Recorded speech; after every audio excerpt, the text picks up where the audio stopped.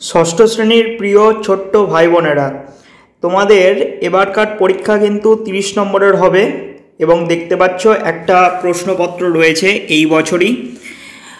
প্রথম প্রশ্ন তোমাদের দিয়েছে যে কোন গাছ থেকে কুইনাইন পাওয়া যায়, এটা কি হবে?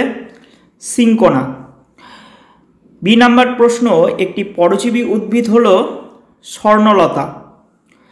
দই তৈরি করতে লাগে ল্যাক্টোব্যাসিলাস। কোনটি মৌলিক পদার্থ? লোহা। কাঠ পালিশ করতে লাগে রজন। সোডিয়ামের চিহ্ন হলো Na। এরপর আসি সংক্ষিপ্ত উত্তর দাও, যে কোনো 5টি বলেছে, আমি সবগুলোই অ্যান্সার বলে দেব। কোন গাছ থেকে তুলো পাওয়া যায়? এটা অ্যান্সার হবে শিমুল। বি নাম্বার, গাছেরা খাবার তৈরি করার সময় কোন গ্যাস ত্যাগ করে? অক্সিজেন। একটি পরজীবী প্রাণীর নাম লেখো। উকুন হবে। ডি নাম্বার প্রশ্ন, ধাতু এবং অধাতুর একটি পার্থক্য লেখো।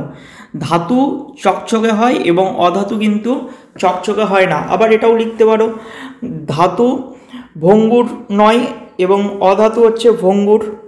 ই নাম্বার প্রশ্ন, জলের সংকেত লেখো। এটা হবে H2O।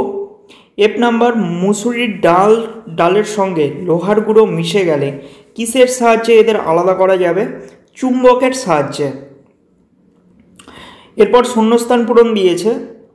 এ নাম্বার প্রশ্ন, ড্যাশ ঝাড়ুদার পাখি। কাক। পাউরুটি তৈরি করতে ড্যাশ নামক এককোষী ছত্রাক প্রয়োজন। Yeast. C number, vitamin A আমাদের ড্যাশ ভালো রাখে। চোখ।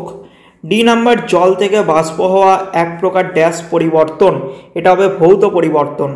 ই নাম্বার, ড্যাশ একটি মিশ্র পদার্থ। কার্বন ডাই অক্সাইড বলতে পারো বা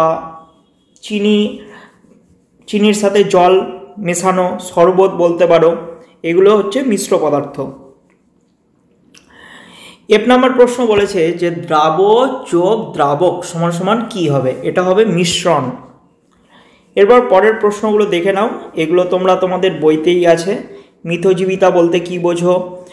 মৌমাছিকে উপকারী প্রাণী বলা হয় কেন? প্রাকৃতিক ঘটনা বলতে কি বোঝো? একটি উদাহরণ দাও। ডি নাম্বার হচ্ছে ভৌত ও রাসায়নিক পরিবর্তনের দুটি পার্থক্য লেখো। ই নাম্বার, যৌগিক পদার্থ কাকে বলে? একটি উদাহরণ দাও। এফ নাম্বার হচ্ছে মিথেন এবং অ্যামোনিয়ার সংকেত লেখো। এই প্রশ্নগুলো রয়েছে। এরপর তোমাদের একটা ছক দিবে, প্রায় প্রত্যেক স্কুলেই বাম দিক ডান দিক মিলাও। ভূমিকম্প হবে হচ্ছে প্রাকৃতিক ঘটনা। ম্যালেরিয়া হবে হচ্ছে কুইনাইন। লোহার মরিচা পড়া হবে রাসায়নিক পরিবর্তন। চিনির শরবত হবে মিশ্র পদার্থ।